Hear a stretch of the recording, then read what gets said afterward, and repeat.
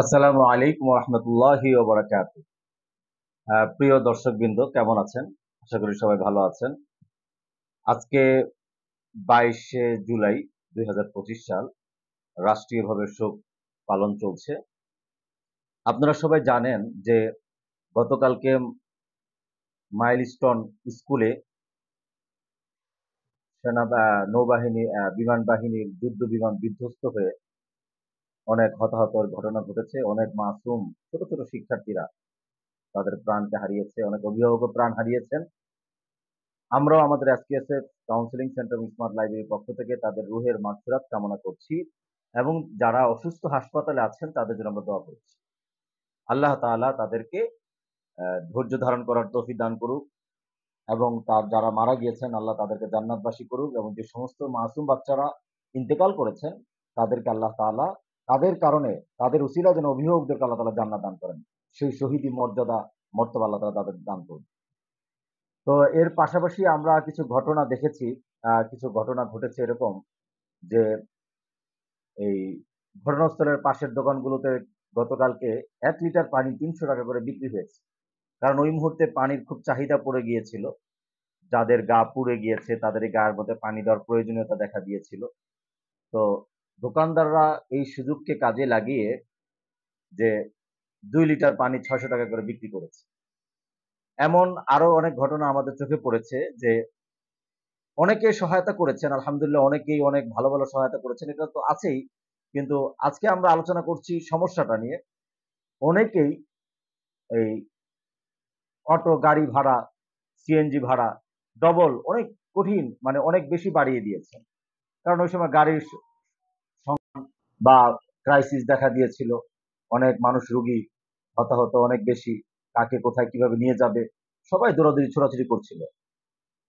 তো এই বিষয়গুলো আমাদেরকে আসলে বিবেক করে নাড়া দেয়। আবার আমরা এটাও দেখেছি যে আসলে এই অনেকেই মোটরসাইকেল উনি ফ্রি করে দিয়েছেন যে এই রোগীদের জন্য ভাড়া ফ্রি। অনেক মাদ্রাসা, অনেক শিক্ষা প্রতিষ্ঠান, অনেক আলেম, অনেক রাজনীতিবিদরাও তারা সহযোগিতার হাত বাড়িয়ে দিয়েছেন, রক্ত দেওয়ার জন্য চলে আসছেন। তো আমাদের দেশে এরকম লোকও আমরা দেখতে পাচ্ছি, কিন্তু আবার বিপরীতমুখী যে বিষয়টা সেটাও দেখতে পাচ্ছি। তো আসলে যে লোকগুলো আজকে মানবিক হাত বাড়িয়ে দিলেন, যারা সহযোগিতার হাত বাড়িয়ে দিলেন, তারা কেন দিলেন? এবং যারা মানবিক হাত না বাড়িয়ে দিয়ে যারা ওই সময়টাকে ওই সুযোগটাকে কাজে লাগানোর জন্য যারা আহ, মানে অপব্যবহার করলেন, আসলে কেন করলেন? আমরা এটা নিয়ে আজকে একটু বিশ্লেষণ করি। তো আমরা একটি কন্টেন্ট আলহামদুলিল্লাহ আমাদের স্মার্ট লাইব্রেরিতে আজকে সংযোজন হয়েছে। সে কন্টেন্ট আমি আপনাদেরকে পড়ে শোনাচ্ছি যে বাংলাদেশের অধিকাংশ লোকদের মধ্যে নৈতিক মূল্যবোধ তৈরি হয় না কেন, এর থেকে পরিত্রাণ পাওয়ার উপায়গুলো কি কি হতে পারে, খুব সহজেই আগামী প্রজন্মকে কিভাবে নৈতিক মানুষ হিসেবে গড়ে তুলতে পারি আমরা, এটা একটা বিস্তারিত রূপরেখা আলোচনা হয়েছে। আমি আজকের এই ভিডিও লিঙ্কে ইনশাল্লাহ এই কন্টেন্টটা আমি দিয়ে দিব। ইনশাল্লাহ আপনারা দেখে পড়লে বিস্তারিত অনেক কিছু জানতে পারবেন।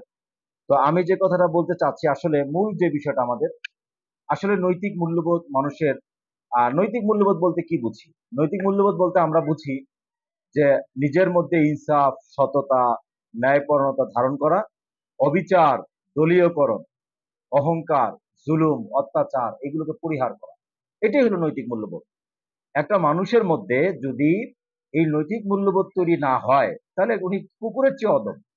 একটি কুকুরের যেমন খাবার দেখলে আরেকটি কুকুরকে দেখলে হাউ কাউ হাউ মাউ করে, হ্যাঁ, আঘাত করে। এটি কুকুরের, একটি প্রাণীর, হিংস্র প্রাণীর স্বভাব যে মানুষ কিভাবে মানে অন্য প্রাণীকে সে কিভাবে আঘাত করবে নিজের খাবার বা নিজে নেওয়ার জন্য, হ্যাঁ, কিভাবে, এটা হলো একটা প্রাণীর। এই প্রাণীর স্বভাবটা মানুষের মধ্যে যখন আসে তার মধ্যে তখন নৈতিক মূল্যবোধ থাকে না। আর যখন মানুষ তার এই প্রাণীর স্বভাবটিকে দমন করে সে নৈতিক মূল্যবোধ নিজের মধ্যে প্রতিষ্ঠা করতে পারে, তখনই কিন্তু তার মধ্যে নৈতিক মূল্যবোধ আসে। এখন আমরা আমাদের এই নৈতিক মূল্যবোধ বাড়ানোর জন্য আমাদের কি করা উচিত? তো এক্ষেত্রে আমাদের অনেক কাজ আমরা করতে পারি। তবে নৈতিক মূল্যবোধ তৈরি হয় প্রথম হলো পরিবার থেকে, তারপর শিক্ষা প্রতিষ্ঠান থেকে। তো এখন বর্তমান পরিবার এবং শিক্ষা প্রতিষ্ঠানের অবস্থা আমরা সবাই জানি যে আগের জমানায় আগের সমাজে যেমন আগের প্রজন্ম যারা আমাদের মুরব্বী আছেন তারা যেমন শিক্ষা প্রতিষ্ঠান বাবা মা থেকে তারা যে নৈতিক মূল্যবোধটা পেয়েছেন, আমরা আমাদের এই জমানায় এই সময়ে এই যুগে আমরা বাবা মা হয়েও আমাদের সন্তানদেরকে সেই নৈতিক মূল্যবোধটা শিক্ষা দিতে পারছি না, এবং শিক্ষা প্রতিষ্ঠানও ব্যর্থ হয়ে গিয়েছে, পারছে না পুরোপুরি শিক্ষা দিতে। তো আমরা এই জন্যই এসকিউএসএফ কাউন্সিলিং সেন্টার তৈরি করেছি, স্মার্ট লাইব্রেরি তৈরি করেছি, যে নৈতিক মূল্যবোধের প্রতিষ্ঠান, যে প্রতিষ্ঠানে আমরা বিশ্বব্যাপী, হ্যাঁ, প্রতিটা প্রতিষ্ঠান, প্রতিটা পরিবার এই প্রতিষ্ঠানের সাথে যুক্ত হয়ে বা এই প্রতিষ্ঠানকে তাদের সাথে যুক্ত করে তারা সমাজে নিজের মধ্যে নৈতিক মূল্যবোধ প্রতিষ্ঠায় অনেক অবদান রাখতে পারে। তো এই বিষয়ে ইনশাল্লাহ আপনারা আমাদের সাথে যুক্ত হলে, আমাদের লিঙ্কগুলো দেখলে আস্তে আস্তে বুঝতে পারবেন। আর আমরা আমাদের এই চ্যানেলগুলোতে ইনশাল্লাহ ধারাবাহিকভাবে এই নৈতিক মূল্যবোধ বিষয়ে আমরা কিভাবে বাচ্চাদের মধ্যে কাউন্সিলিং করছি, কিভাবে পরিবারের মধ্যে কাউন্সিলিং করছি, স্বামী স্ত্রীর মনোমালিন্যতা এগুলোকে কিভাবে দূর করছি, কিভাবে বুঝাচ্ছি, কিভাবে কাজ করছি, সবগুলো বিষয় ইনশাল্লাহ আমরা ধারাবাহিকভাবে মানে টুকটাক আলোচনা, ভিডিও কন্টেন্ট তৈরি করছি। আপনারা আমাদের কন্টেন্ট গুলো দেখার জন্য ইনশাল্লাহ সাবস্ক্রাইব করে রাখবেন, তাহলে নিয়মিত পাবেন। এবং আমাদের অফিস শেওড়াপাড়া হাতির ফার্নিচার সংলগ্ন, আর শেওড়াপাড়া মণিপুর উচ্চ বিদ্যালয় কলেজ ব্রাঞ্চ 3 এর পাশে। যদি কেউ এই পারিবারিক সমস্যা, সন্তানদেরকে নিয়ে সমস্যায় ভুগেন এবং বিভিন্ন প্রবলেম ফেস করেন পরিবার এবং সন্তানদেরকে নিয়ে, তাহলে অবশ্যই আমাদের সাথে দেখা করবেন, কথা বলবেন। ইনশাল্লাহ আমরা আপনার পাশে, আপনার বন্ধু হিসেবে এসকিউএসএফ এবং আমাদেরকে সবসময় পাবেন। জি, আসসালামু আলাইকুম রহমতুল্লাহি ওয়া বারাকাতুহু।